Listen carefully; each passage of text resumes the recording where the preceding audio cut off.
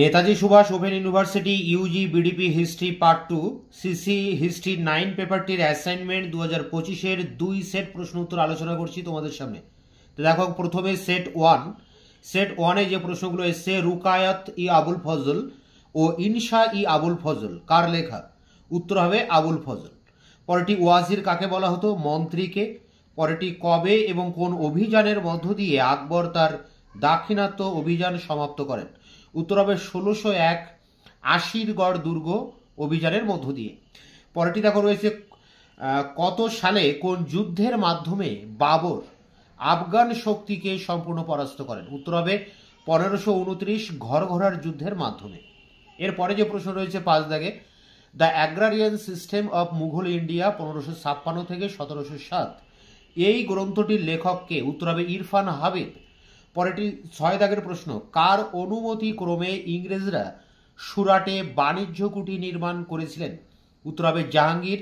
7 দাগের প্রশ্ন, হুমায়ুন নামার লেখককে? উত্তর হবে গুলবদন বেগম। 8 দাগের প্রশ্ন, চৈতন্য ভাগবতের লেখক কে? উত্তর হবে বৃন্দাবন দাস। 9 দাগের প্রশ্ন, ঘরঘরার যুদ্ধ 1529 খ্রিস্টাব্দে কাদের মধ্যে হয়েছিল? উত্তর হবে মুঘল এবং আফগানদের মধ্যে।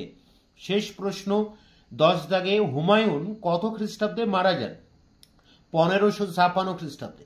তো এই ছিল সেট 1-এর 10টি প্রশ্ন। সেট 2 থেকে যে প্রশ্নগুলো এসছে দেখো, আকবর মাহজারনামা ঘোষণা করেছিলেন কেন? উত্তর হবে উলেমাদের আধিপত্য খর্ব করার জন্য। পরেরটি দেখো, কবে কোন অভিযানের মধ্য দিয়ে আকবর তার দাক্ষিণাত্য বিজয় সমাপ্ত করেন? 1601-এর আশিরগড় অভিযানের মধ্য দিয়ে। এটি প্রথম সেটেও এসেছিল। এরপরে দেখো, হুমায়ুন শব্দটির অর্থ কি? সিংহাসনে বসার সময় হুমায়ুনের বয়স কত ছিল? তা প্রথমটি প্রশ্নের উত্তর হচ্ছে ভাগ্যবান, এবং সিংহাসনে বসার সময় বয়স ছিল 23 বছর।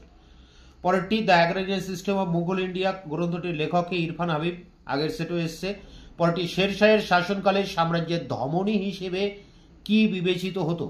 উত্তর হবে রাস্তাঘাট এবং সরাইখানা। পরেরটি, ওয়াজির কাকে বলা হতো? মন্ত্রীকে, এটিও আগের সেটে এসছে। পরেরটি, মুঘল আমলে লেখা চৈতন্য জীবনী গ্রন্থের অন্যতম চৈতন্য ভাগবত এবং কবি কঙ্কন চণ্ডীর রচনা কারা হলেন? উত্তর হবে বৃন্দাবন দাস এবং মুকুন্দরাম চক্রবর্তী।